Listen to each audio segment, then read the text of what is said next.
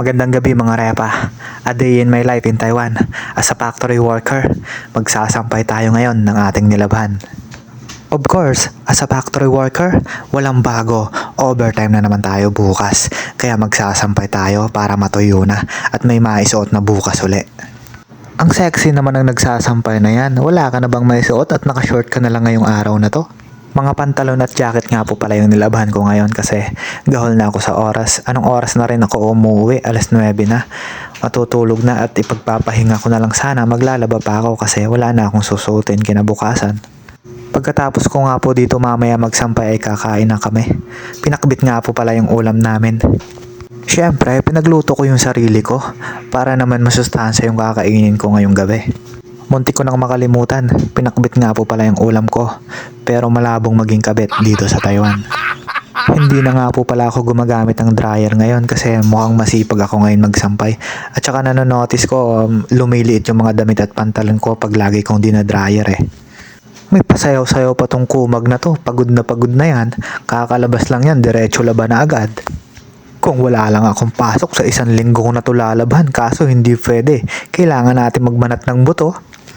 Speaking of banat ng buto, wag lang yung nasa ilalim yung baba natin mo. Of course, behave lang yan kahit lamig na yan. Inaantok na nga ako, parang gusto ko nang matulog pero kailangan kong isampay ito para may maisuot ako bukas. Kakain pa ako, anong oras na? Mga alas 12 na ako makakakain ito. Jacket at pantalon pa lang, punong-puno na yung washing machine ko eh. Bili kasi ako ng bili pag walang sinusuot eh. Ganto talaga siguro pag walang nag-aalaga sa'yo. Mapapabili ka na lang pag wala kang susuotin eh. May nagtanong sa akin, kamusta na daw ako? Eto, life update ba gusto mo? Eto, palaba-laba lang pag umuwi. Pagkatapos maglaba, kakain. Pagkatapos kumain, maliligo. Pagkatapos maligo, matutulog na at gigising bukas. Kasi may pasok na naman at overtime na naman malamang.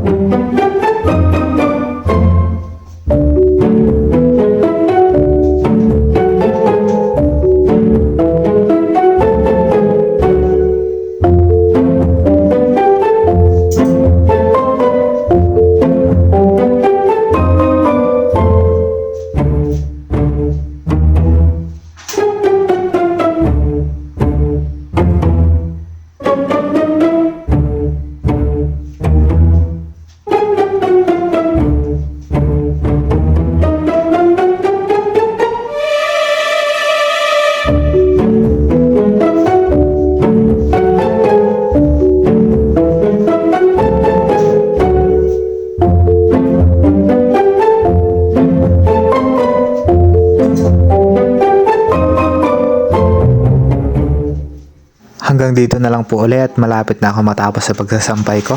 At pagkatapos ko nga po dito ay kakain na ako at maliligo at matutulog na.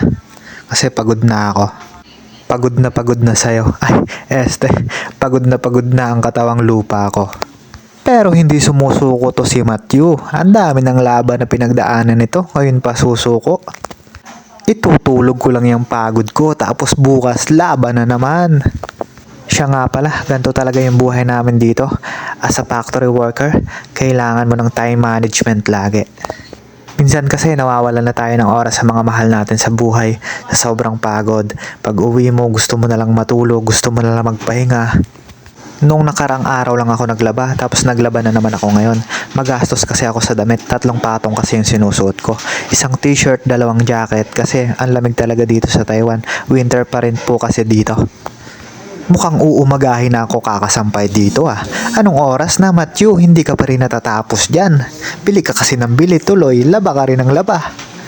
Tipid-tipid rin Matthew.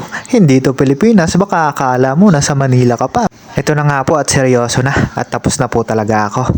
It's me Matt, Batang Antikeño, factory worker dito sa Taiwan.